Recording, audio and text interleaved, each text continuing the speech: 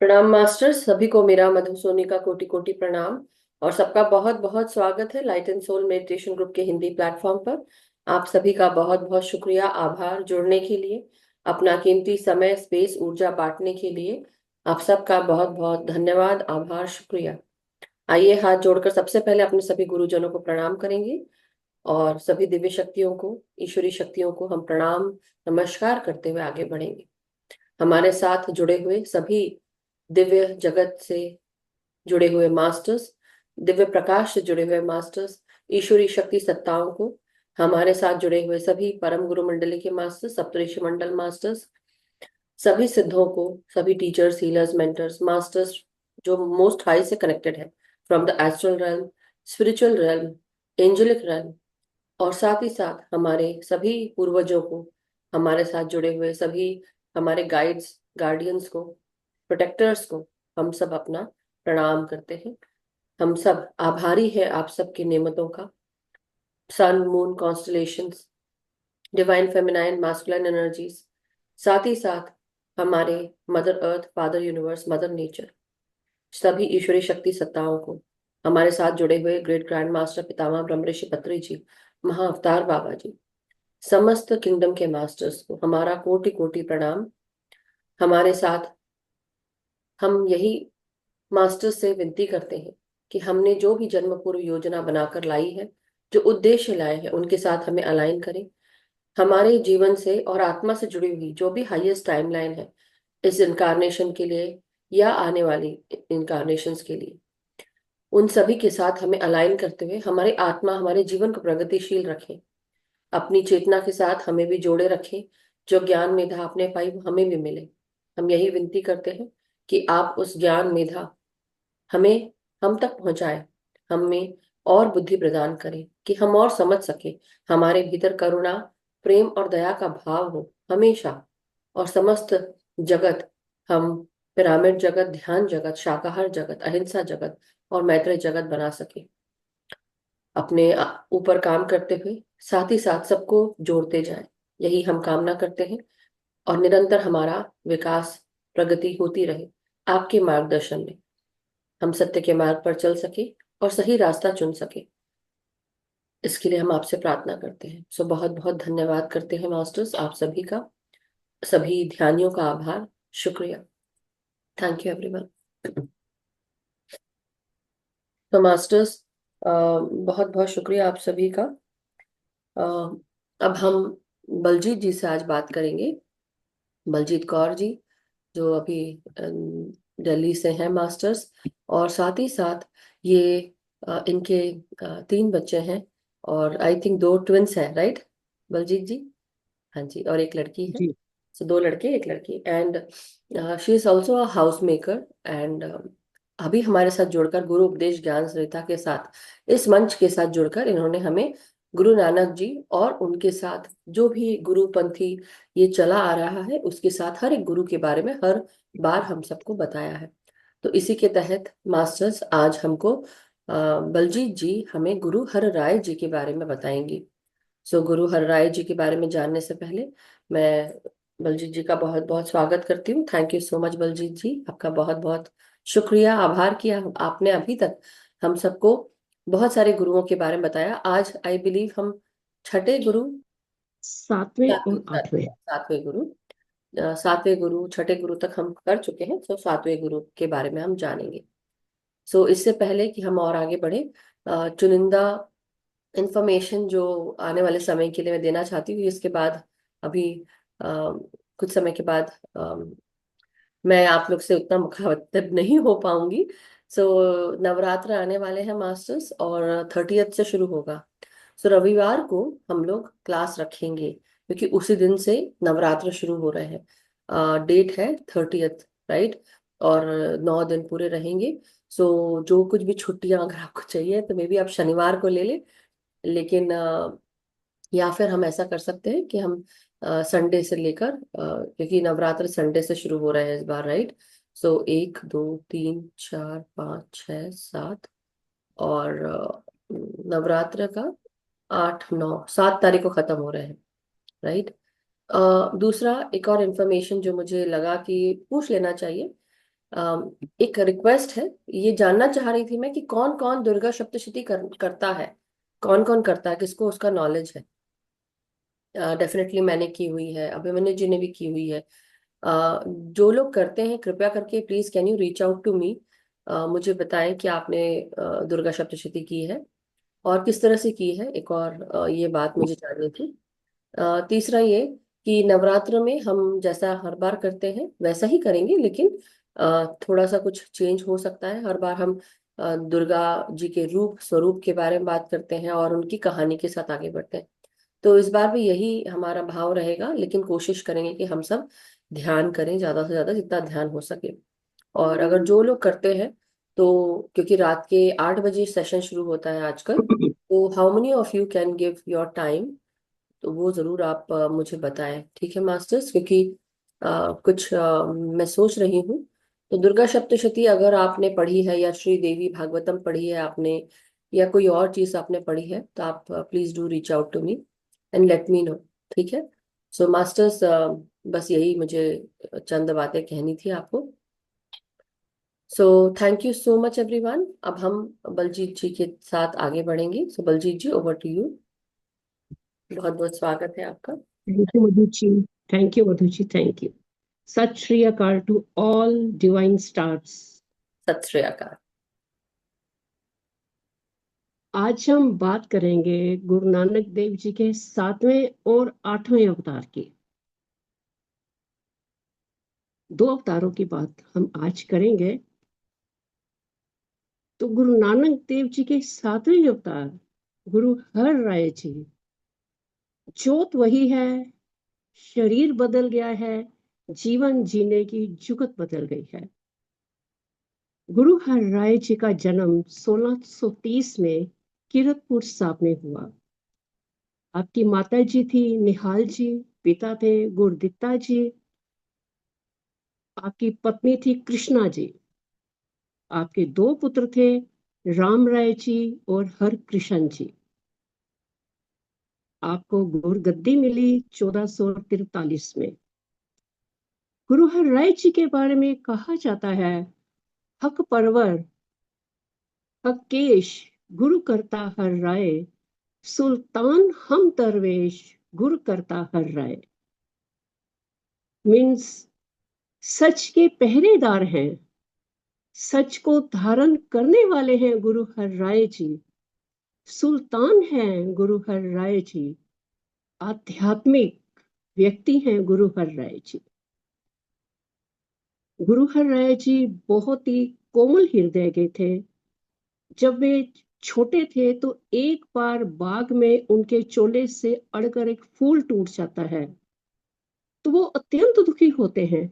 छोटे से हैं, बालक रूप में हैं। वो अपने पिता गुरदित्ता जी से कहते हैं कि ये मेरे से फूल टूट कर नीचे गिरा है, मुझे बहुत दुख लग रहा है। इतना सुंदर ये फूल लगा हुआ था, कितना सुंदर लग रहा था, और अब ये नीचे गिर गया है मेरे से, मुझे माफ कर दो। सो किरतपुर साहब में आपने 52 बाग बनाए, आपने शफा खाना बनाया, दवा खाना बनाया, जिसमें हर तरह की जड़ी बूटियां थी, और हर निपुण वैद्य और हकीम आपके दवा खाने में थे। एक बार शाहजहां के बड़े लड़के औरंगजेब, उसने अपने भाई दारा शिकोह को रास्ते से हटाने के लिए शेर की मूंछ के बाल उसके खाने में डाल दिए। दारा शिकोह को भयंकर पेट दर्द शुरू हो गया। काफी समय तक उसका इलाज चलता रहा, लेकिन उसको राहत नहीं मिली। तो शाहजहां के वैद्यों ने कहा कि इसका इलाज सिर्फ गुरु हर राय जी के दवा खाने की जड़ी बूटियों से होगा। शाहजहां कहता है, जिन गुरुओं पर मैंने अपनी सेना द्वारा अटैक करवाए हैं, वो मुझे भला औषधि क्यों देंगे। और दूसरी तरफ वो कहता है कि मैं तो एक बादशाह हूं और वो एक मामूली से इंसान है।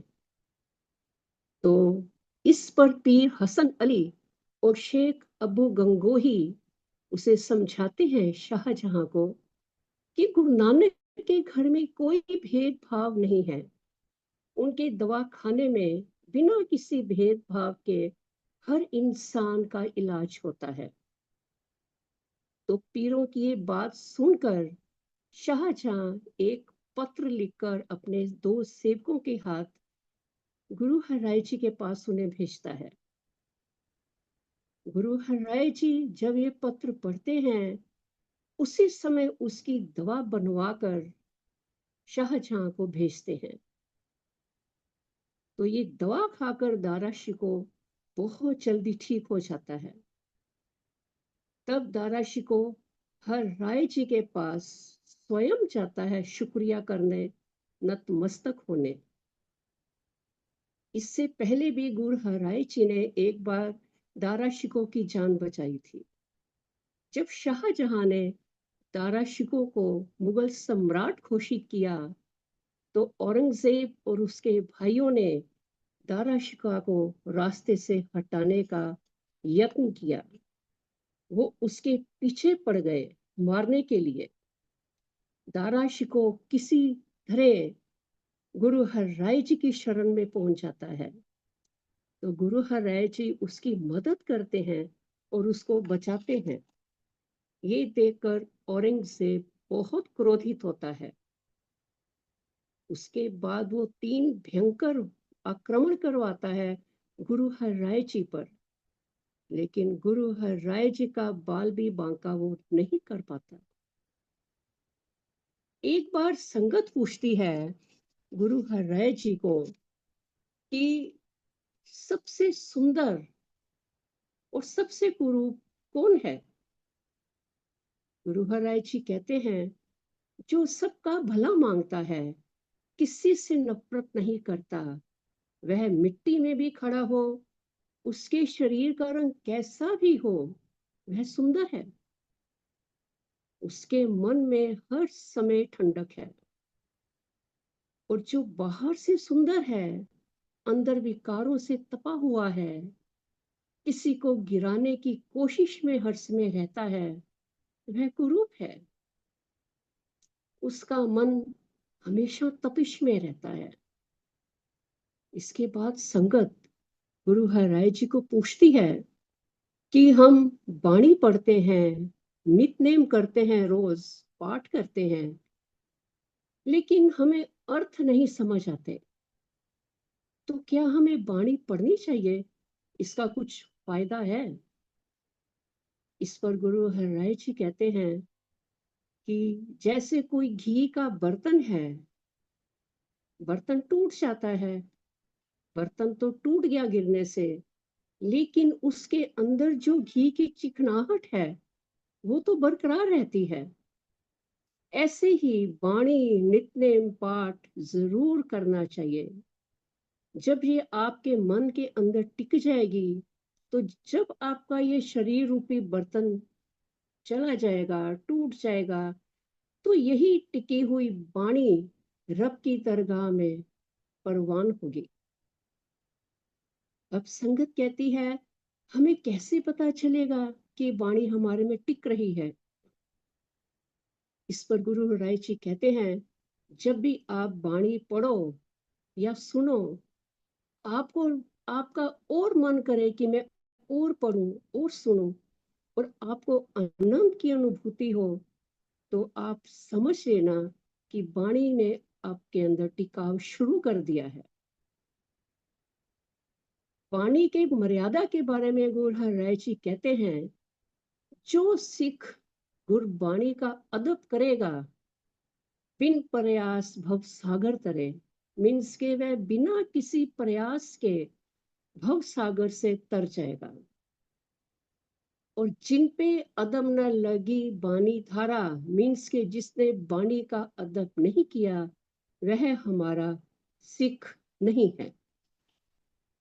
वो सभी को यही संदेश देते थे कि प्रदर्शनी नहीं करनी चाहिए। आप जो हो, आप में जितनी समर्था है, आप वही दिखाओ सबको। जो आप नहीं हो, उसको छोड़ दो। इंसान का सारा जीवन इसी जंजाल में व्यर्थ हो जाता है कि जो उसके अंदर है वो उसको नहीं दिखाता, और जो नहीं है उसकी प्रदर्शनी करता रहता है। एक बार औरंगजेब गुरु हरराय जी को दिल्ली आने का न्योता देता है। गुरु हरराय जी तो औरंगजेब की सारी बातें समझ गए हैं कि वो कैसा है, तो उनका मन नहीं करता औरंगजेब के पास जाने को। वो अपने पुत्र राम राय जी को उनके पास भेजते हैं और समझाते हैं कि अपने गुरु को हमेशा अंग संग समझना, कोई वहां करामाते मत दिखाना उनको, औरंगजेब की चापलूसी बिल्कुल नहीं करना, और अपनी कमजोरी मत दिखाना। राम राय जी पहुंचते हैं औरंगजेब के सामने। औरंगजेब उनसे बहुत सवाल जवाब करते हैं। वो कहते हैं कि आपका एक ग्रंथ है, उसमें लिखा हुआ है मिट्टी मुसलमान की। तो राम राय जी औरंगजेब को खुश करने के लिए कहते हैं, नहीं ये नहीं लिखा, उसमें लिखा है मिट्टी बेईमान की, पेड़े पई कुम्यार। इससे औरंगजेब खुश हो जाता है, उसको तसल्ली हो जाती है। जब गुरु हरराय जी को ये बात पता चलती है तो वो बहुत नाराज होते हैं राम राय जी से। वो कहते हैं कि औरंगजेब को खुश करने के लिए तुमने गुरु नानक जी की वाणी का निरादर किया है, और तुमने वहां भी 72 करामातें उनको दिखाई हैं औरंगजेब को, सिर्फ उसको खुश करने के लिए। तो अपने पुत्र को वो कह देते हैं कि हमारे सामने तुम कभी मत आना, और सारे सिखों को भी कह देते हैं कि राम राय से कोई संबंध नहीं रखेगा। इस घटना से पता चलता है कि गुरु हरराय जी का वाणी के साथ और सिक्खी के साथ कितना प्यार था, उनके लिए दोनों चीजें कितनी मूल्यवान थी। इस घटना के बाद राम राय औरंगजेब के साथ मिल जाता है। इस तरह से गुरबाणी का उपदेश देते हुए और इस जगत का कल्याण करते हुए 1718 में आप ज्योति ज्योत समा जाते हैं। और ज्योति ज्योत समाने से पहले आप अपनी ज्योत टिका जाते हैं अपने पुत्र हरकृष्ण जी में।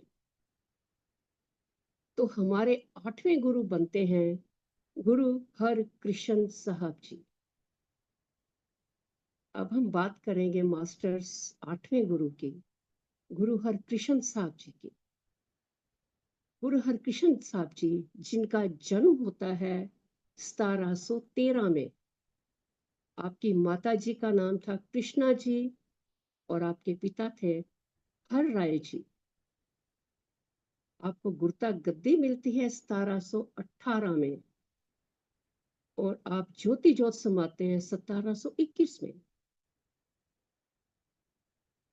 5.5 साल के हैं गुरु हरकृष्ण साहब जी। 5.5 साल के गुरु हरकृष्ण साहब जी को जब गुरु नानक देव जी की गद्दी का वारिस बनाया जाता है तो चारों तरफ बहुत बातें होती हैं कि इतना छोटा बच्चा गुरु कैसे संभव है। चाणक्य और इस तरह के अन्य आलमों के कथन अनुसार मनुष्य में संजीदगी, दूरदर्शी 35 साल की अवस्था के बाद आती है। प्रौढ़ता, बल होना और हर तरह की हर पहलू की सूझबूझ 35 साल के बाद शुरू होती है। चाणक्य का तो ये भी कहना था कि किसी को राज तिलक लगाकर राजगद्दी पर बिठाना है, उसको सामाजिक सुधारक बनाना है या धार्मिक मुखी बनाना है, तो उसकी उम्र 35 साल से नीचे नहीं होनी चाहिए। इस असूल को भारतवासी बड़ी दृढ़ता से मानते आए। 35 साल तक वो कहते थे कि उस बंदे को काफी एक्सपीरियंस हो चुका होता है, क्योंकि वो काफी ठोकरें खा चुका होता है। लेकिन इस विचार के साथ भक्तजन और जो स्पिरिचुअल गुरु हैं, आध्यात्मिक गुरु हैं, वो इससे सहमत नहीं थे कि प्रौढ़ता या दूरदृष्टि 35 के बाद आती है। ईरान के शेख सादी साहब का कहना है कि बुजुर्गी जो है वो अकल से शुरू होती है, ना कि उम्र से, ना कि सालों से। सालों से अकल को नापना मुश्किल है। ऐसा भी हो सकता है कि उम्र 10 साल की हो, लेकिन उसकी जो बौद्धिक उम्र है, स्पिरिचुअल नॉलेज है, वो 100 साल की हो। और हो सकता है शारीरिक उम्र 100 साल की हो और उसकी जो स्पिरिचुअल नॉलेज है, बौद्धिक नॉलेज है, 5 साल की हो। अक्सर हम देखते हैं कि कई बार छोटे बच्चे बुजुर्गों जैसी बातें करते हैं और कई बार बुजुर्ग बच्चों की तरह बात करते हैं।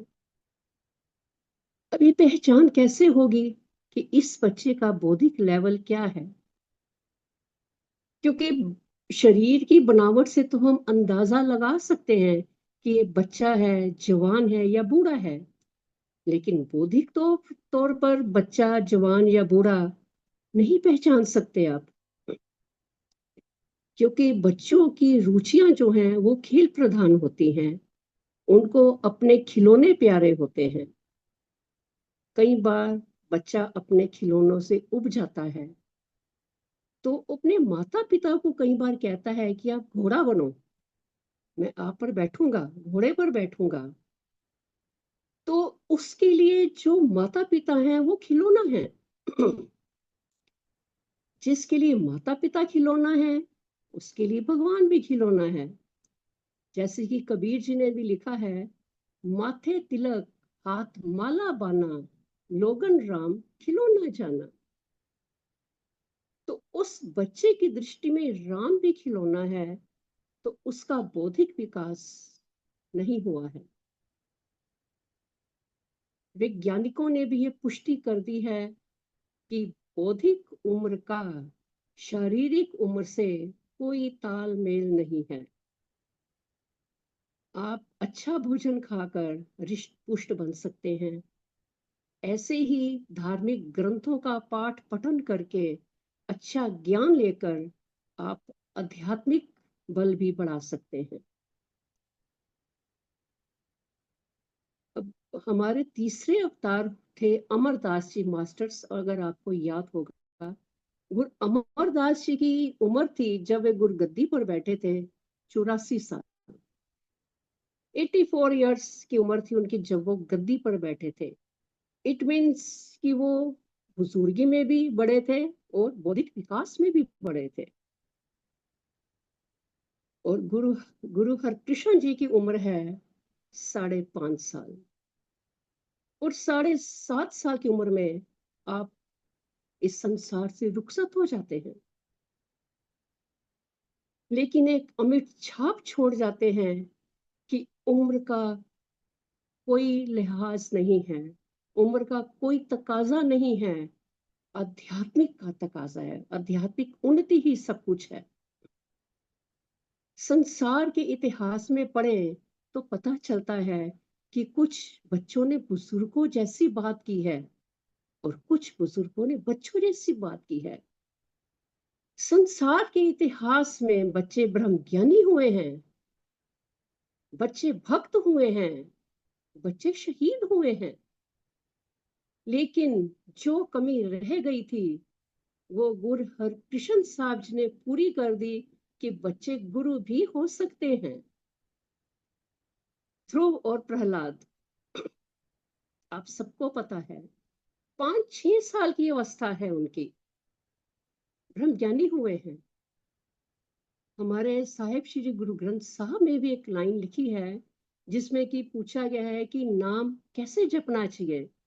तो उसमें पंक्ति लिखी हुई है, राम जपयो जी ऐसे ऐसे, ध्रुव प्रहलाद जपियो हर जैसे, कि हे 60-80 साल के बुजुर्ग, ऐसे नाम जप कर जैसे कि ध्रुव प्रहलाद ने जपा था।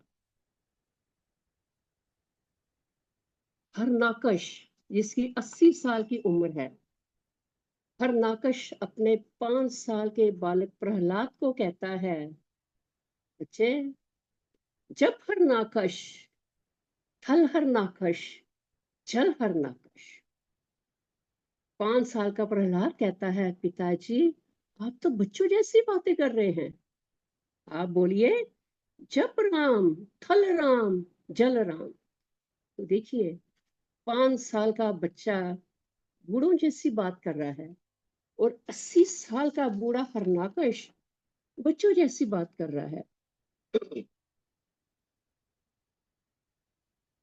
गुरु नानक देव जी एक बार जा रहे होते हैं, तो उनको 7-8 साल का एक बालक उनके पास आता है और कहता है कि ये प्रसादा और लस्सी मैंने बड़े भाव से तैयार की है, आप प्लीज इसको ग्रहण करिए। गुरु नानक देव जी उसकी श्रद्धा भाव देखते हैं, बोलने का लहजा देखते हैं, और पेश करने का लहजा देखते हैं। वे उसके खाने को कबूल कर लेते हैं और कहते हैं उस बालक से, रे बच्चे, मैंने आपका दिया हुआ खाना खा लिया, हम तृप्त हो गए। तो वो बालक कहता है, महाराज, शरीर तो तृप्त होता है खाने से, मन कैसे तृप्त होता है? गुरु नानक देव जी दंग रह जाते हैं उस बालक की बात सुनकर। वो कहते हैं, बच्चे, उम्र तो तेरी छोटी सी है, बात तो बूढ़ों जैसी कर रहा है। और ये बच्चा 6 अवतारों तक हर गुरु के साथ रहता है। ये थे बाबा बुड्ढा जी। देखिए, बचपन से ही उनका बौद्धिक विकास हुआ है। पता चलता है कि ये बच्चा स्पिरिचुअल है। तो संसार के इतिहास में कुछ बच्चे ऐसे भी हुए हैं जो पूर्ण शहीद हुए हैं। हजरत अली के 2 मासूम बच्चे, हसन और हुसैन। गुरु गोबिंद सिंह जी के 4 साहिबजादे 2 मैदाने जंग में शहीद होते हैं, और 2 को जिंदा सरहद की नींवों में चिनवा दिया जाता है। लाहौर का एक मासूम बच्चा हकीकत राय शहीद हो जाता है। रहती कमी को गुरु हरकृष्ण जी ने पूरा कर दिया, क्योंकि कोई बच्चा अभी पूरा गुरु नहीं हुआ था। तो ये आपने करके दिखाया। दिल्ली में थे एक राजा जय सिंह। राजा जय सिंह और वहां की संगत गुरु हरकृष्ण जी को दिल्ली आने का न्योता देती है। तो दिल्ली का गमन करते हुए वे रास्ते में अंबाला के पास एक जगह है पंजोखड़ा, वहां रुकते हैं। पंजोखड़ा में एक पंडित लालचंद गुरु हरकृष्ण जी से बहुत तर्क वितर्क करता है। वो कहता है कि द्वापर युग में हुए थे श्री कृष्ण, जिन्होंने गीता उच्चारण की थी, और आपका इतना लंबा नाम साहेब श्री गुरु हरकृष्ण साहब जी। तो आप हमें गीता पढ़ के सुनाइए, गीता के श्लोक पढ़ के सुनाइए और उनके अर्थ बताइए, तब हम आपको अवतारी मानेंगे। इस पर गुरु हरकृष्ण जी एक गूंगे और एक मूर्ख बालक को बुलाते हैं, उसके सर पर छड़ी रखते हैं और कहते हैं, चल बेटा, गीता भी पढ़ता जा और अर्थ भी सुनाता जा। वो गूंगा है, वो मूर्ख है, और देखिए, छड़ी रखते ही वो बालक गीता भी पढ़ रहा है और अर्थ भी सुना रहा है। तो वो ब्राह्मण जो होता है, वो गुरु हरकृष्ण जी के पैरों में पड़ जाता है। वो कहता है, मुझे क्षमा करें महाराज, मैं आपकी उम्र को देखकर ऐसा तर्क कर बैठा। मुझे नहीं पता था कि आपकी बौद्धिक जो अवस्था है इतनी विकसित है। सो आपकी उम्र को देखकर मुझे थोड़ा सा लगा कि आप तो बालक हैं। दिल्ली में आप आकर राजा जय सिंह के बंगले में अपना निवास रखते हैं। राजा जय सिंह का बंगला बंगला साहब बन जाता है, जो आजकल दिल्ली में गुरुद्वारा है, गुरुद्वारा बंगला साहब। वहां वो राजा को और रानियों को भी ब्रह्म ज्ञान देते हैं। उस समय दिल्ली में चेचक और प्लेग फैला हुआ था। तो गुरु हरकृष्ण जी घर घर जाकर रोगियों के दुख दूर करते हैं।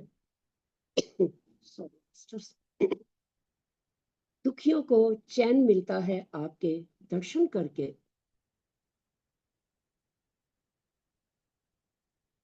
हैजा और प्लेग की महामारी से पीड़ित लोगों को इस बंगले की कुएं से ताजा पानी देकर उनकी चेचक ठीक करते हैं, काफी उनको दुख दूर करते हैं। और यही कुआं आजकल गुरुद्वारा बंगला साहब में सरोवर है, जहां पर आज भी लोग स्नान करते हैं और निरोगी हो जाते हैं। और जो गुरुद्वारा पंजोखड़ा साहब में उन्होंने गीता के अर्थ करवाए थे, वहां आज भी इतने बच्चे जाते हैं जो नहीं बोल सकते या जो तुतला कर बोलते हैं। वो 5 संडे को वहां स्नान करते हैं, जो वहां की मर्यादा है, बोलना शुरू कर देते हैं क्लियर। इतनी बख्शिश है गुरुद्वारा बंगला साहब और गुरुद्वारा पंजोखड़ा साहब में। दुखियों और रोगियों की सेवा करते हुए आपको भी चेचक हो जाती है। और दिल्ली में ही आप 1721 में ज्योति ज्योत समा जाते हैं। आपका यादगारी स्थान ज्योति ज्योत समाने का दिल्ली में ही गुरुद्वारा बाला साहब के नाम से जाना जाता है, और आपको बाला प्रीतम के नाम से जाना जाता है। लेकिन आप इतनी कम समय तक क्यों रहे? गुरु थे, ज्यादा भी रह सकते थे, लेकिन क्यों वो इतनी छोटी उम्र और थोड़े से पीरियड के लिए रहे? 5.5 साल की अवस्था में आप गुरगद्दी पर बैठते हैं और 7.5 साल की उम्र में आप रुखसत हो जाते हैं। क्योंकि दरअसल आपने एक छाप छोड़नी थी बचपन की। यदि बड़ी उम्र तक आप रहते तो बचपन की ये छाप नहीं रहती। फिर कोई नहीं कहता कि बालक भी गुरु हो सकता है। शहीद तो हुए, ब्रह्मज्ञानी तो हुए, भक्त तो हुए, लेकिन बालक भी गुरु हो सकता है, पूर्ण गुरु। वो छोटी अवस्था में आप रुखसत हुए, तभी ये बात पक्की होनी थी। आपका शरीर बच्चा था, लेकिन आपका दिमाग बुजुर्गों वाला था। अंतिम समय जब सिखों ने पूछा कि हमारे अगले गुरु कौन से होंगे, आप हमें बता कर जाइए, तो उन्होंने कहा, बाबा बकाले। देखिए कितनी गूढ़ दूरदृष्टि है, गजब का चयन है। कोई उन्होंने देखा नहीं किसी को, किसी की परीक्षा नहीं ली, किसी का चयन नहीं किया, लेकिन उस बालक की, गुरु हरकृष्ण साहब जी की इतनी दूरदृष्टि थी कि उनकी रचना से एकदम निकलता है अगला गुरु बाबा बकाले। बाबा बकाले मास्टर्स एक जगह का नाम है। उनका कहने का मतलब था अगला गुरु आपको मिलेगा बाबा बकाले में। काया करके आप दिल्ली की मिट्टी में, और आत्मा करके आप 9वें गुरु गुरु तेग बहादुर जी में समा गए। सो ये था मास्टर्स 7वें और 8वें गुरु के जीवन के बारे में। क्योंकि इनका जीवन बहुत कम था, तो परिचय भी उस हिसाब से फिर है।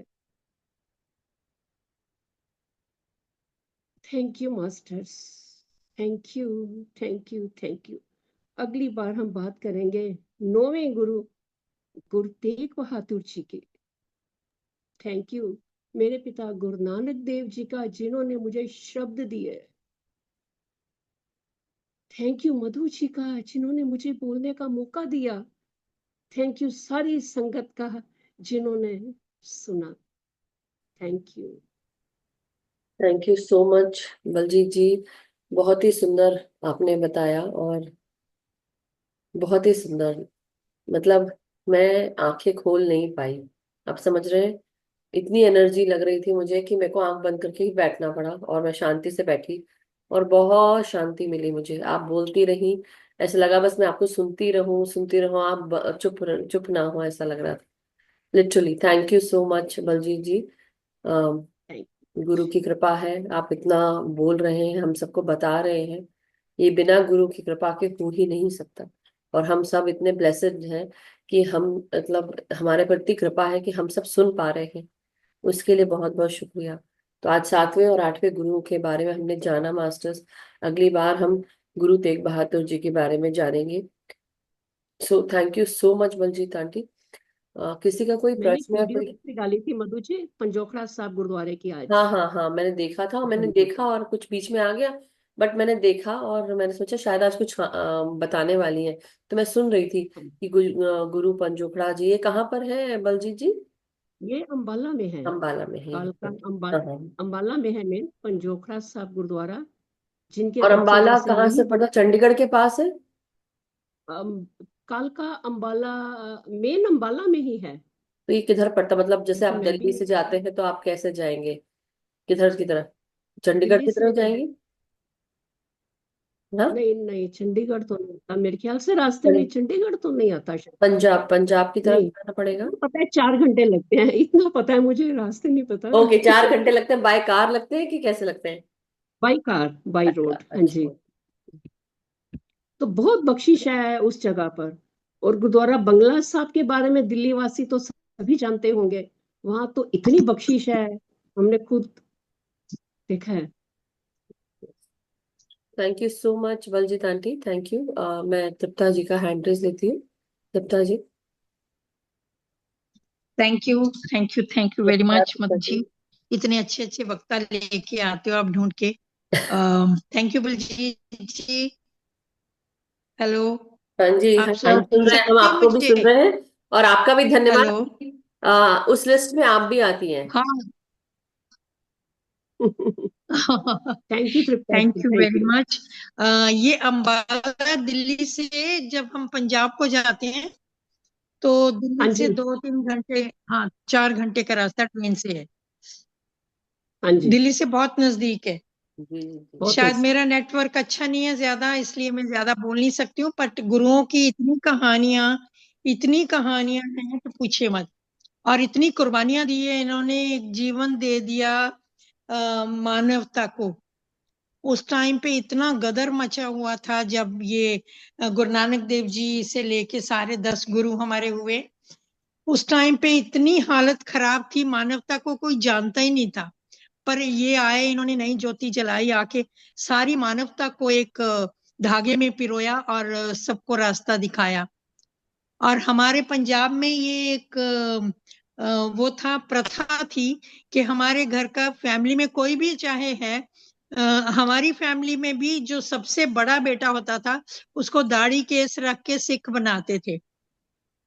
क्योंकि जब गुरु गोविंद सिंह जी ने जो सिखों को 5 प्यारे इन्होंने तैयार किए थे, तो उसके बाद हर घर से एक बड़ा बेटा सिख बन गया था। तो उसी से सिखों की मतलब जनसंख्या में वृद्धि होना शुरू हुई। अभी तक वही चल रहा है, क्योंकि हमारे एंसेस्टर्स भी, जैसे मेरी मदर के मामा वगैरह, वो सब लोग दाढ़ी केस रखते थे। ये दाढ़ी केस रखने की हमारी ऋषियों की परंपरा थी। वही परंपरा को इन्होंने आगे किया कि ये बीच में लोग बहुत सारे इन्वेडर आने की वजह से अपने भेष को बदल लिया लोगों ने, तो उसकी वजह से बहुत लोग दाढ़ी मूंछ कटाना शुरू हो गए थे। तो पर एक अलग कम्युनिटी और बहुत सारी ये हिस्टोरिकल चीजें हैं खैर, पर मेनली यही था इनका कारण कि जो आया जैसे आया है उसमें कोई बाल नहीं काटे जाएंगे, कोई पंच ककार उन्होंने दिया, पंच कक्के बोलते हैं उनको, कच कड़ा कृपान कंगा केस, ये निशानी होती थी कि उन्होंने जो फौज तैयार की थी तो उनको कहते थे कि ये हमारे सिखों की फौज है, जिसने ये 5 पहने हुए उन्होंने अपने ये दिया हुआ कि, क्योंकि उस टाइम पे लोग जब युद्ध करते थे, ये लोग आते थे मुसलमान हमारे ऊपर, जब भी इन्वेडर्स आके हमला करते थे तो कोई दाढ़ी बना रहा है बैठा, कोई शेव कर रहा है, कोई कुछ कर रहा है, तो उन्होंने बोला कि नहीं, ये सब कुछ बंद करो, जो जैसा है वैसा ही खालस रहेगा। तो ये एक बहुत अच्छी परंपरा शुरू की थी गुरु गोविंद सिंह जी ने, और मेरा बहुत उनको नमस्कार है, बहुत बहुत धन्यवाद है बलजीत जी आपको भी कि हम आपसे मिले, जुड़े आपसे, और yes, I love you. Thank you Tripta ji. Thank you Madhu ji, thank you very much. और मेरा बेटा जब भी आता है ना, वो हमेशा अपने ग्रुप के लोगों को बंगला साहब और शीशगंज गुरुद्वारा जरूर लेके जाता है, सबको मत्था टेकवा के आता है वहां पे।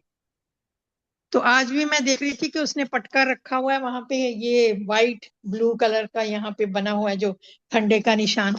तो वो सारे, मतलब मेरा बेटा जो है वो आधा वही है, आधा क्या मतलब पूरे मन से वही है। उसने गुरु नानक देव जी की एक छोटी सी पिक्चर अपने बेडरूम में रखी हुई है, तो उनकी बहुत कृपा है। थैंक यू वेरी मच, धन्यवाद। Thank you thank you Gupta ji, thank you so much. Sorry,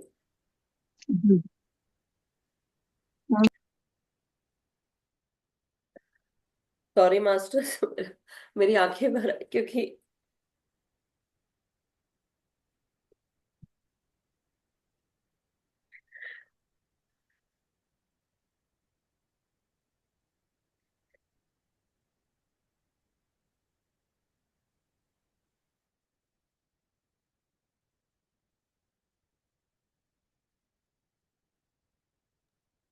sorry, मेरे को ऐसा नहीं, बस एकदम अचानक से इमोशंस आ गए क्योंकि पापा की याद आ गई।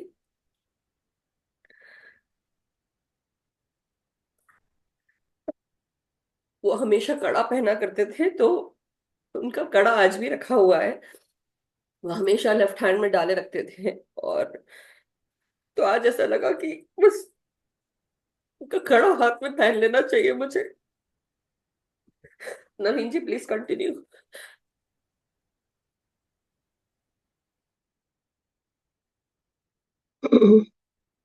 यस मास्टर, और कोई?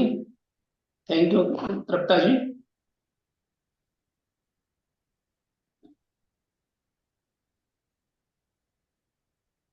मास्टर्स, कोई क्वेश्चन नहीं है तो फिर हम ध्यान में चलें।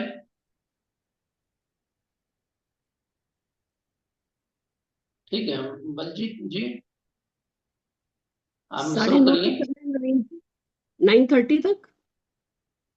यस जी। 9:50, 8:50 में? ठीक हाँ है। हाँ, 9 तक।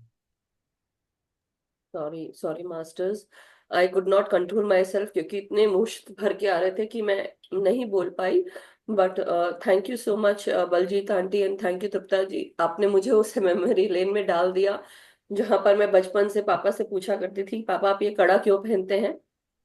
और पापा हमेशा बोलते थे ये मेरी स्ट्रेंथ है। और ये मुझे तब मतलब क्योंकि वहां पे रहा करते थे दिल्ली के, और आगे देवबंद से है, सो वहां पे ये चलन है कड़ा पहनने का, और वो बकायदा उसके लिए एक रिस्पेक्ट होती है। तो मुझे पता है कि मेरे पापा के पास भी वो कड़ा था, और उनके जाने के बाद उनके कुछ कपड़े, कुछ चीजें जो एक अलमारी वो खुलती ही नहीं है क्योंकि उनका ही सामान रखा हुआ है, हालांकि सब निकाल देते हैं लेकिन कुछ चीजें होती है जब तक कि माँ है तब तक की तो वो सब रहेगा ही। और हमने भी कुछ कुछ चीजें ऐसे पापा की लेके रखी हैं। बट एनीवे तो मेरा एकदम से मन हुआ कि मैं आपसे बोलूं तृप्ता जी और बालाजी जी से कि कभी अगर मेरा आना होगा तो जरूर आप लोग मुझे वहां लेकर चलिए या मुझे बता दीजिए कहाँ पर है, तो definitely will go there. But thank you so much. Sorry आज एकदम से कैसे एकदम से रिलीज हो रहा था मुझे समझ में नहीं आ रहा है। बट बहुत एनर्जी है मास्टर्स, तो इसका उपयोग करें। कुछ भी अगर मन में आपके है वो रिलीज होगा आपके, मेरा हो रहा है तो मैं समझ रही हूँ कुछ ऐसी एनर्जी है जो रिलीज करवा रही है। So thank you so much and बहुत मधु जी, जी मैं हर सेशन में अरदास करके बैठती हूँ कि मेरे इमोशंस बाहर ना आए। मेरे आज ही मेरे को एकदम से ना वो हो रहा था रोने का मन, लेकिन फिर मैंने अंदर आई प्रेयर नो, की, आई नो। डोलन ते राखो प्रभु, नानक देकर हाथ। बस। सॉरी सॉरी, मैं ऐसे नहीं कर, बट हाँ ये गुड रिलीज है क्योंकि जो वो याद आ गई पापा की, वो किस तरह से कड़ा पहनते थे और मैं हमेशा छूती थी। तो आज मुझे ऐसा लगा कि काश वो कड़ा मेरे पास होना चाहिए। मतलब ऐसा लगा कि जब मैं इंडिया जाऊंगी तो सबसे पहले अलमारी खोलूंगी और मैं सबसे पहले वो कड़ा निकालूंगी। That is my feeling today, अभी इस समय। कल भी मैं मम्मी से बात कर रही थी तो वैसे ही बात कर रही थी, बात करते करते हम बहुत सारी चीजें ना समय के साथ साथ, किसी इंसान की हम जब चला जाता है तो कुछ समय तक वो इंसान हमेशा कुछ सालों तक रहता है और कुछ समय के बाद आप उसकी बहुत सारी चीजें भूलने लगते हैं। लेकिन वो याद मेरी इतनी ताजा है ना कि मतलब आप सोच ही नहीं सकते कि कहाँ दबा के रखा था मैंने, ऐसा लग रहा था। सो आज फिर वो बात निकल आई, बट मैं सब संभल चुकी थी। लेकिन मेरे को लगा मैं संभल चुकी हूँ बट देखिए आज फिर वो बाहर आ गई। पिता और बेटी का प्यार, राइट, वो होता है। So thank you so much मुझे वो याद दिलाने के लिए। मगर हमारी आधी स्ट्रेंथ हमारे एक और चीज पड़ी थी कि जब तक कि हमारे पिता का साया हम या उसका हाथ हमारे सर के ऊपर है ना, कोई हमारा कुछ नहीं बिगाड़ सकता। लेकिन मैं ऐसा कहूंगी कि जाने के बाद भी पापा ने ये कोशिश रखी और स्पिरिचुअल लेवल पे जाकर उन्होंने पथरी सर को मेरी बागडोर दे दी, अब मास्टर्स को दे दी, और वो मास्टर्स मेरा देखभाल कर रहे हैं। तो और आप सब हैं, इसके लिए मैं बहुत नतमस्तक हूँ। थैंक यू सो मच कि आप सब लोग हैं। तो कंटिन्यू है ये जर्नी। लेट्स टेक आरती जी's hand and thank you Naveen ji for all the support that you give us. Thank you so much. Yes Aarti ji, आत्मवंदन मधु जी और बल्ली जी। आप बहुत ही सुंदर आपका जो मैं भले डायरेक्ट नहीं रहती हूँ, पर मैं कभी भी आपका एक भी सेशन मैंने मिस नहीं किया है, क्योंकि जो गुरु नानक के बारे में जो जानकारी थी वो आज तक हमें थी ही नहीं। क्योंकि धर्म अलग है, जो भी हम अपना हमारे भगवान क्या जानते हैं, दूसरा किसी के बारे में इतना नहीं जानते। केवल हमारे घर के ऊपर एक थी और उनके घर में ऐसा मंदिर बनाया हुआ था और ये ग्रंथ साहब रखा हुआ था और वो लोग वहां पे पूजा मतलब पढ़ते थे, इतना मैंने देखा हुआ था। बाकी मुझे कुछ पता नहीं था। जो भी नॉलेज मिला है आपसे मिला है, और आपका कहने का ढंग, जिसको कहते हैं ना कि हृदय के भावों से आदमी बोलता है, तो वो आत्मीयता, वो आपकी आवाज और वो जो अंदर का दर्द निकलता हो उन व्यक्तियों के दर्द के साथ, तो बहुत ही टचिंग होता है और बहुत ही भावुक होता है। जैसे मधु जी को आया, जैसे मैं भी 2-3 बार तो पहले मेरे को भी कभी कभी ऐसा रोना आ गया था। तो रियली इट्स वेरी वंडरफुल। और ये शक्ति आपको गुरु ही देते हैं और वो ही आपसे बुलवाते हैं, ऐसा हर बार ऐसा ही फील होता है। So thank you very much, दिल से बहुत बहुत थैंक यू। और मधु जी को थैंक यू कि इतने सुंदर सुंदर जो गुरुओं के बारे में जिनका हमें कभी ज्ञान नहीं है, इस इस ग्रुप के द्वारा और इस प्लेटफॉर्म पे सबके द्वारा सुनने मिलता है, तो हमारे नॉलेज में कितनी बढ़ोतरी होती है, तो वो बहुत ही अच्छा लगता है। So thank you very much. और सबको थैंक यू। इन्फॉर्म करना इससे चाहती हूँ ज्यादा कि आप सबकी शुभकामनाओं के साथ मेरे हस्बैंड की तबीयत अभी काफी अच्छी है, वंडरफुल। घर आ गए हैं घर से, और अभी खांसी वगैरह सभी उनका प्रॉब्लम सॉल्व हो गया है। सो ही इज फीलिंग गुड। ये है कि अभी मुझे पूरा अटेंशन उनका टाइम टाइम से चलिए, देना पड़ता है, बिल्कुल। पर बाकी इज वेरी गुड। तो आप थैंक यू। सबके लिए, उसके लिए भी सबको मैं थैंक यू करना चाहूंगी। सभी मास्टर्स ने मुझे विश भी किया था, कहा भी था। तो आप सभी का बहुत बहुत धन्यवाद। Thank thank you you very Aarti ji. Much. नहीं, थैंक हमारा यू पूरा आरती जी। ध्यान आपकी तरफ ही लगा था कि आप कैसे हैं। मैं बात नहीं कर पाती हूँ हर बार, लेकिन ध्यान था कि हाँ आरती जी, श्वेता जी ने बताया था कि आपके हस्बैंड अब घर आ चुके हैं। So all the very best, वो हमेशा हील्ड रहें, यही मैं कामना करती हूँ। और आपने बहुत ढाढ़स बांधा, बहुत पेशेंटली आपने उनको देखा और संभाल पाए, ये सबसे अच्छी बात है। So thank you to the whole group. और साथ ही साथ मास्टर्स, ये जो गुरु उपदेश ज्ञान सरिता का ये मंच है, ये भी शुरुआत मास्टर्स के द्वारा कराई गई है, क्योंकि वो चाहते थे ये ज्ञान हम तक पहुंचे। और मुझे इस चीज का भान कराया गया कि केवल पहले तो मैं तृप्ता जी से रीच आउट किया था, बलजीत जी से भी, कि गुरु नानक देव जी और उनके जो गुरु हैं उनके बारे में बताएं। फिर मुझे ध्यान आया कि नहीं, मराठा गुरुज भी बहुत हैं और गुजराती में भी बहुत हैं। हम सबके पूरे भारतवर्ष में, सनातन में इतने सारे गुरु हैं, गुरु परंपरा है, बहुत सारी गुरु की बातें हैं, टीचिंग्स हैं, शिक्षाएं हैं। हम बोलते रह जाएंगे तो कम पड़ेगा, बस मैं सिर्फ यही कहूंगी। लेकिन जो ज्ञान मिल रहा है इसको आप अप्लाई करें और उसके साथ एक होते जाएं। So thank you so much Baljeet aunty, thank you so much to everyone जो भी गुरु उद्देश्य के साथ जुड़ा है। जो मन में आता है कि वो करना चाहते हैं, वो जरूर करें। और रश्मि जी का भी है शायद कि वो करना चाहती है, नवीन जी। तो Rashmi ji please reach out to Naveen ji, and वो आपका नाम लिख लेंगे। मेरे नाम की जगह अभी आप रश्मि जी का कर दे, क्योंकि उसके बाद वो नहीं कर पाएंगे, बाद में कर पाएंगे। तो मेरे नाम की जगह रश्मि जी का नाम डाल दे। Thank you Aarti ji, thank you so much. So masters, अब आप थैंक और you. Naveen ji take care करेंगे। बलजीत जी आप ध्यान में ले चले सबको। तो थैंक यू ठीक सो है मधु जी, थैंक यू। मच। मैं म्यूजिक शेयर कर देती हूँ, और नवीन जी आप स्टॉप शेयर कर दीजिएगा बाद में, पार्टिसिपेंट शेयरिंग। तो मैं आपको होस्ट कर देती हूँ, यू कैन मेक मी को होस्ट। सपोर्ट लाइट से हटा दो मेरे को। 1 सेकेंड।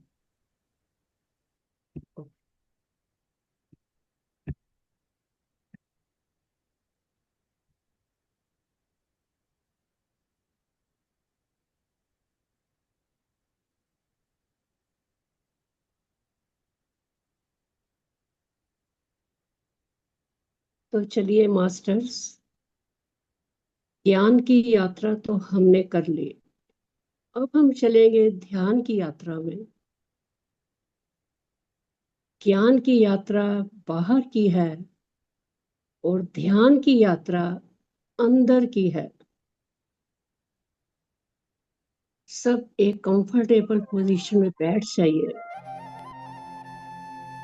हाथ क्रॉस, लेग्स क्रॉस, आंखों को बड़ी सहजता से बंद कर लीजिए। किसी ने चश्मे पहने हैं तो उतार लीजिए।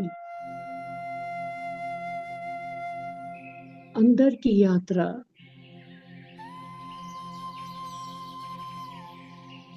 अंदर की यात्रा में हम गुरु हर राय जी की ऊर्जा से मिलते हैं। गुरु हर कृष्ण जी की ऊर्जा से मिलते हैं। इनकी ऊर्जा हमारे सबके ऊपर है।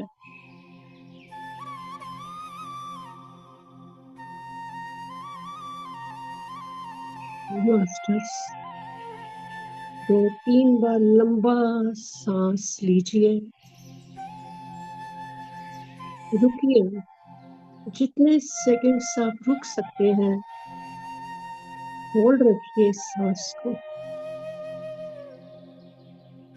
और छोड़िए, धीरे धीरे धीरे छोड़िए, और फिर रुकिए। जितना आप रुक सकते हैं, कोई जबरदस्ती नहीं सांसों के साथ। लंबा सांस लीजिए, रुकिए, छोड़िए, फिर रुकिए।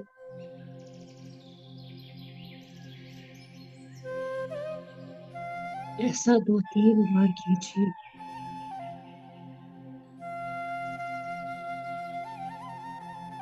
ऐसा करने से आप देखेंगे कि आपका शरीर शिथिल हो रहा है।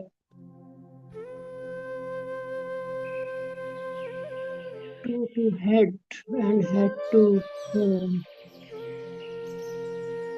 सब जगह तक सांस ले जाइए, छोड़िए।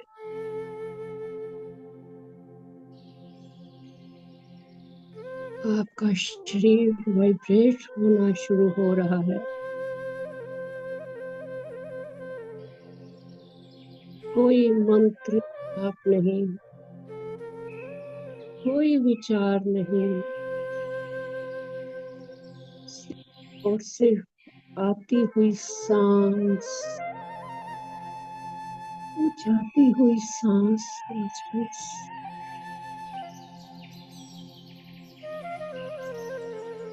आती और जाती हुई सांस को देखिए, उसे महसूस करिए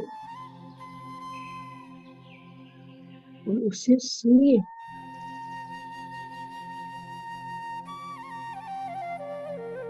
सांस ही हमारा गुरु है।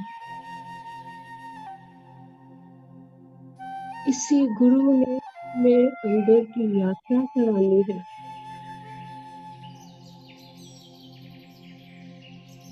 कभी हमने अपनी सांसों को देखा नहीं, सुना नहीं,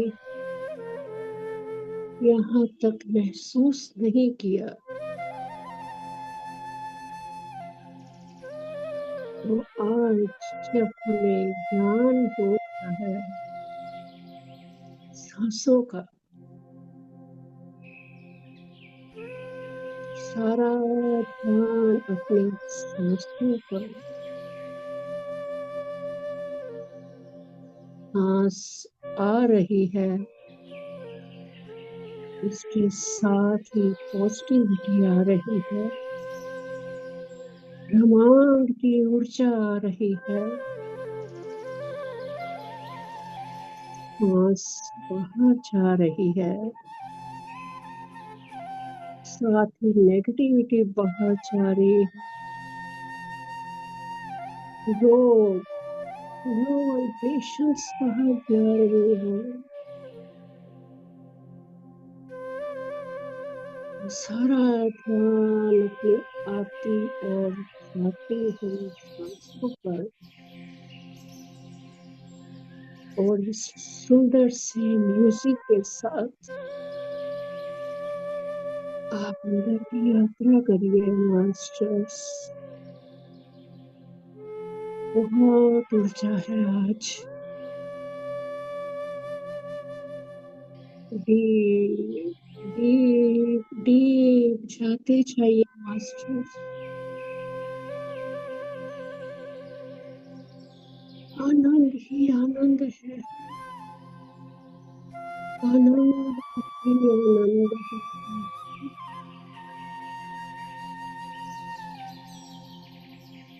अगले कुछ समय तक जुड़ जाइए अपनी आती और जाती सांसों के साथ, म्यूजिक के साथ।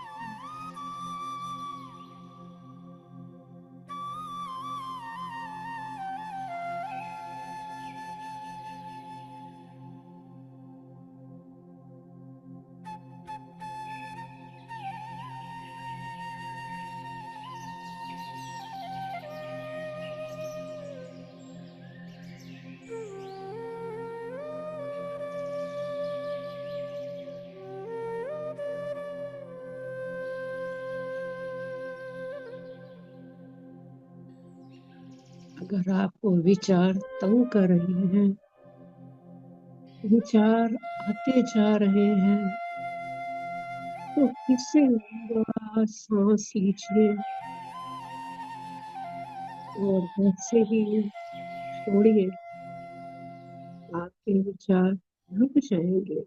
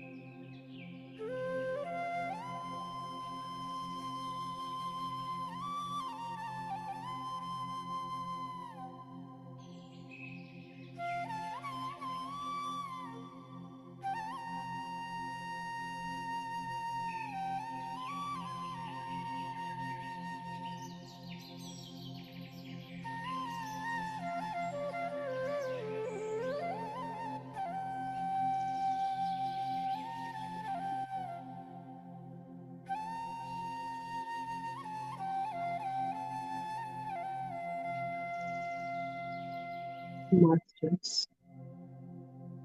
अब धीरे धीरे ध्यान की यात्रा से बाहर आना शुरू करिए। अपने हाथों और पैरों को महसूस करिए।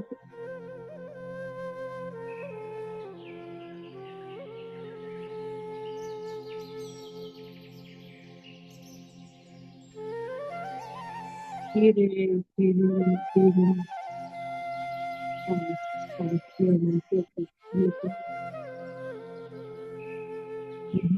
धीरे में आ जाइए।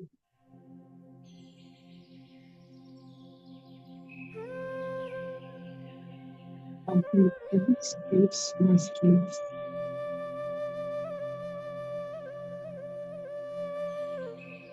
10, 9, 8, 7, 6, 5, 4, 3, 2, 1, शून्य। अब अपने दोनों हाथों को 5 सेकंड्स के लिए आंखों पर रखिए। 5, 4, 3, 2, 1, शून्य। हथेलियों के अंदर ही अपनी आंखों को बहुत सहजता से खोलिए और ध्यान से बाहर आ जाए।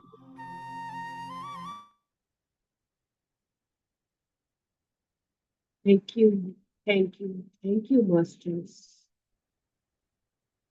Thank you, Ishwar. Thank you, thank you.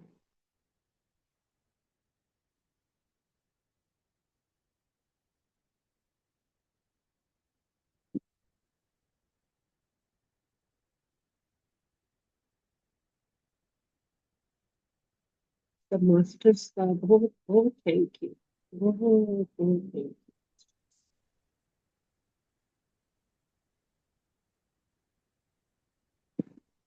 Thank you, बहुत बहुत धन्यवाद मास्टर्स। बहुत ही अच्छा ध्यान रहा आज का।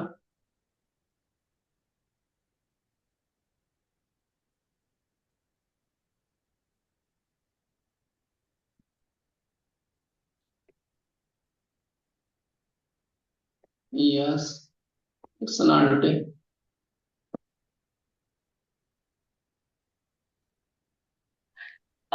बलजीत बहन जी, आपको बहुत बहुत धन्यवाद।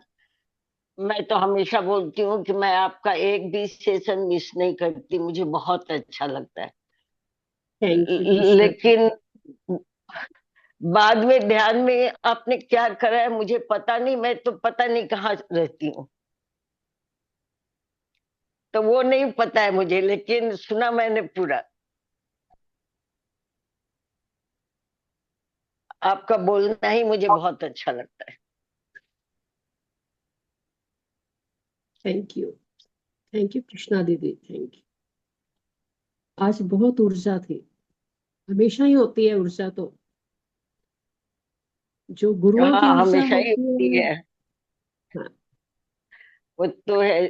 और मैं तो जिन गुरुओं को सुनती हूँ उनका पता नहीं एडॉप्ट कर लेती हूँ, और बहुत फिर अच्छा। मैं तो कहाँ थी, मुझे कुछ ये नहीं है। अभी जब आप लौटने को बोली तब मैं फिर वापिस आई। पूजा जी आज अटेंड कर रही है क्या, नवीन जी? नहीं जी। अच्छा ठीक है, नहीं, उन्होंने मुझे कुछ पूछने को कहा था ना, इसलिए। नहीं, आज नहीं। ठीक बहुत ही अच्छा ध्यान था जी आज। है। उर्मिला जी।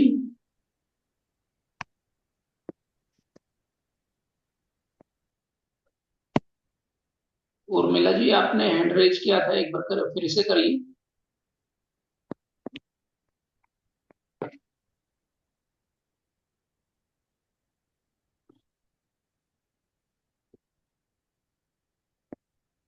यस। आत्मवंदन। बहुत सुंदर आत्मवंदन। ध्यान था। बहुत सुंदर ध्यान था। आप सबको आत्मवंदन, थैंक यू वेरी मच। और बहुत सारी ऊर्जा भी थी। थैंक यू बलजीत को। Thank you very much. Thank you ji, thank you, thank thank you you. Urmila. Thank you. Yes, आज बहुत ही अच्छी ऊर्जा थी। मुझे भी इतना इतना हाफ बॉडी है ऊपर का, वो जैसे कोई ध्यान में बैठा हो बिना कपड़ों के दिखाई दिया, आधा शरीर ऊपर वाला। और उसके अंदर महात्मा बुद्ध की जो पिक्चर थी वो बिल्कुल शांत स्वभाव में आंखें बंद करी की हुई दिखाई दी। वेरी नाइस नवीन जी। ये बहुत बहुत ही सुंदर। अच्छा ध्यान था आज बहुत ना, बढ़िया, बहुत ही सुंदर। बहुत बढ़िया। यस। और मास्टर्स जिन्होंने एक्सपीरियंस शेयर करना। यस पुष्पा जी, अनम्यूट करिए। आत्मवंदन, आत्मवंदन। आत्मवंदन जी। माँ, बहुत अच्छा ध्यान हुआ आज मेरा। आज मेरा बहुत अच्छा ध्यान हुआ। बहुत बहुत अच्छा ध्यान हुआ। और सुनते सुनते भी मेरी आंखें बंद हो रही थी, लेकिन मेरे को कुछ खाना था इसलिए फटाफट खाया। फिर मेरे को मेडिटेशन में बैठना है करके। अभी भी मेरी आंखें नहीं खुल रही, आंखें बंद ही है मेरी। ऐसा लग रहा है आंखें बंद करके अब सो जाऊं। यस, थोड़ा पानी पी लीजिए आप। दवा पानी लेनी है, अभी दवाएं लेनी है मेरे को। बहुत बहुत धन्यवाद, शुक्रिया। Thank you ji. Thank you. आज मैम ने, बलजीत जी ने दोनों गुरुओं के बारे में इतना डीप से बताया, बहुत ही गहराई से, जो अपने आप में ही अद्भुत था। और ध्यान भी बहुत अच्छा था। Thank you Naveen ji. Thank you ma'am. Yes. और मास्टर जिन्होंने अपना एक्सपीरियंस शेयर करना हो? नहीं, फिर हम एंड करते हैं।